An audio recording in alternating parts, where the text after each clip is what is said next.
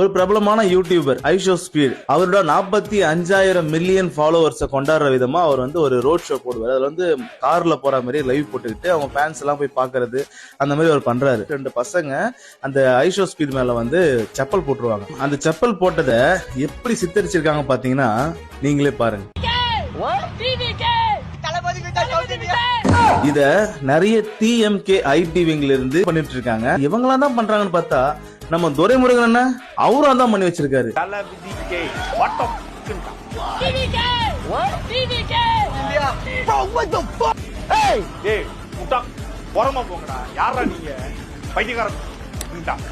எங்க உங்களை காணவே நான் தேடினேன்.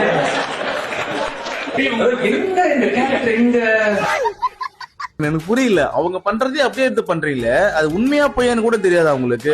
உண்மையான நான் சொல்றேன், அந்த செருப்பு போட்ட வீடியோவை ஒரிஜினல் வீடியோ நான் காட்டுறேன், நீங்க பாத்துட்டு வா.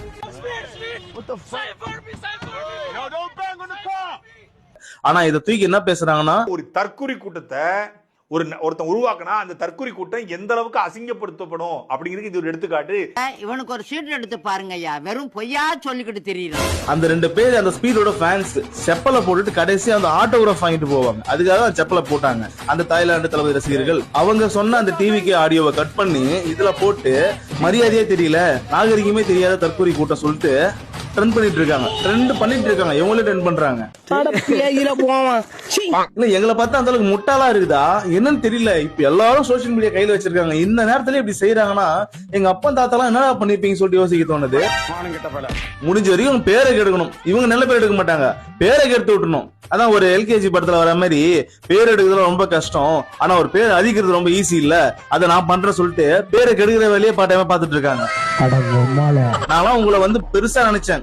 மத்த அரசியல்வாதி மாதிரி கிடையாதுப்பா. இவங்கலாம் மக்களை மதிக்க தெரிஞ்சவங்க, மனுஷங்களை மதிக்க தெரிஞ்சவங்க, மரியாதை தெரிஞ்சவங்க சொல்லிட்டு நான் ரொம்ப நம்பிக்கை வச்சவங்க உங்க எல்லாம். ஆனா நீங்களும் இவ்வளவு கேவலமா பண்றத பாக்கும்போது எப்பா உங்க நினைச்சா பயமா இருக்கு. உண்மையா சொல்ல போனாக்கா நல்ல வேலை நான் தப்பிச்சிட்டோம். தற்குறி கூட்டம் எந்த அளவுக்கு அசிங்கப்படுத்தப்படும் அப்படிங்கிறது இது ஒரு எடுத்துக்காட்டு.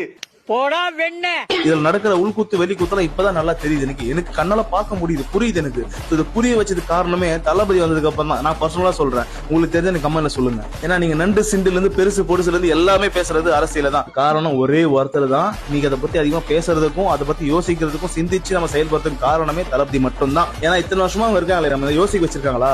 அவங்க சொல்றதா நான் நம்பணும், அவங்க சொல்றதா நம்ம கேட்டுக்கணும். ஆனா நம்ம ஏதாச்சும் கேள்வி கேட்க முடியாது. சீவனண்ணா ஒன்னே ஒன்னு சொல்றேன்னா, துரைமுருகன வாய நீ ஜிப்பு போலன்னு வச்சுங்களேன், சத்தியமா சொல்றேன் உங்க கட்சி இருக்கிற இடம் காணாமலே போயிடும். மக்களை முட்டாளாக்கி நீங்க அரசியல் பண்ண ஆசைப்பட்டீங்கன்னா கடைசி வரைக்கும் தண்ணி இல்லாத இடத்துல நீச்சல் வச்சிருக்கோம். உங்களோட கருத்துக்களை கமெண்ட்ல சொல்லுங்க. வீடியோ பிடிச்சி லைக் அண்ட் ஷேர் பண்ணி ஃபாலோ பண்ணுங்க.